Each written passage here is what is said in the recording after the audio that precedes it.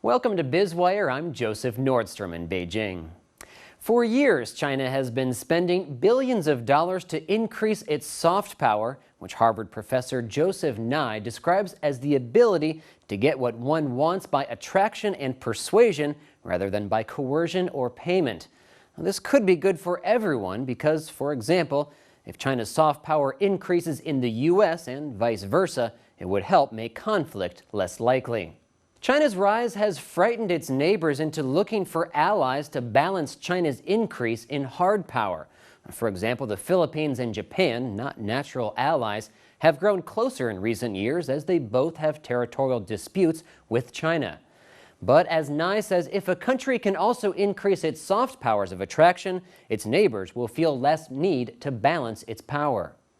There are now over 330,000 students from around 200 countries studying in China, a nearly tenfold increase over the past decade, and Chinese is now the second most studied foreign language in the U.S. after Spanish.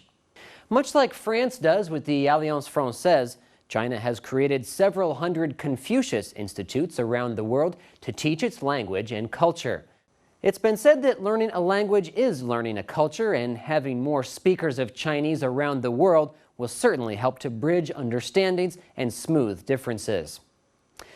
This is not to mention the over 400,000 Chinese students at American universities, each acting as an ambassador of sorts, creating personal links across the Pacific.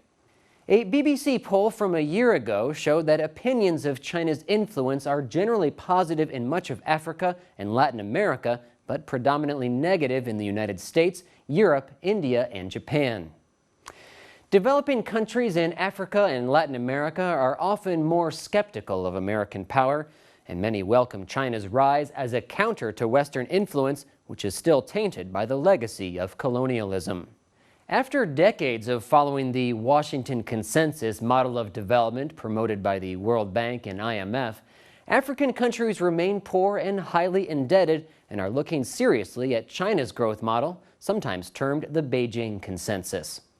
As Joseph Nye explains, great powers try to use culture and craft narratives that promote their national interests, but it's not an easy sell when the message is inconsistent with their domestic realities.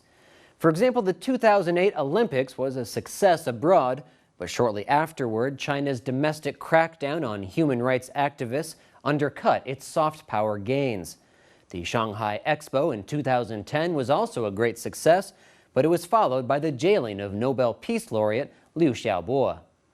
So far, official attempts at increasing its cultural power have focused on exporting things that show off the greatness of its ancient civilization or recent economic development, which have largely fallen flat and dismissed as clumsy propaganda. As John Delury, an expert on China and Korea, says, in China, culture and the arts develop under the watchful eye of the government, and anything too hip or interesting gets either shut down or bought up. Gangnam Style became a pop culture phenomenon last year, partly because Psy, the South Korean singer, made fun of Korean pop music and society, and it's that satire which endeared it to so many around the world. China may still lack the confidence to make fun of itself, which could be a legacy of the Cultural Revolution and continuing censorship by the state. When China's most famous director, Zhang Yimou, was asked why his films were always set in the past, he replied that films about contemporary China would be neutered by the censors. Artist and dissident Ai Weiwei, who is much better known outside of China due to censorship in his native land, says that everyone wants an iPhone, but it would be impossible to design an iPhone in China because it's not a product, it's an understanding of human nature. But the world is increasingly interested in China, and China's overall attractiveness is also rising.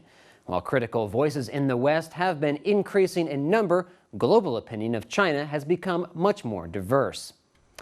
Coverage from journalists and commentators range from the always positive Martin Jacques, who tout China's rise while ignoring deep structural problems, to those like Gordon Chang, who seemingly can't wait for China's collapse to finally vindicate their years of bearish calls.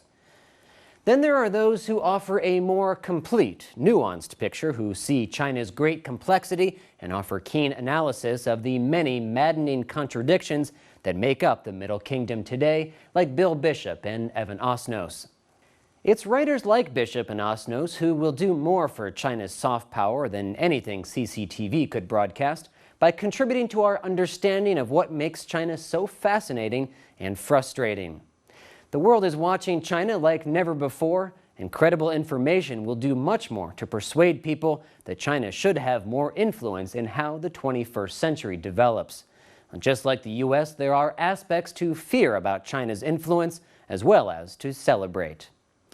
This is Biz Wire on the Blue Ocean Network. Stay tuned for more in Economic Insight.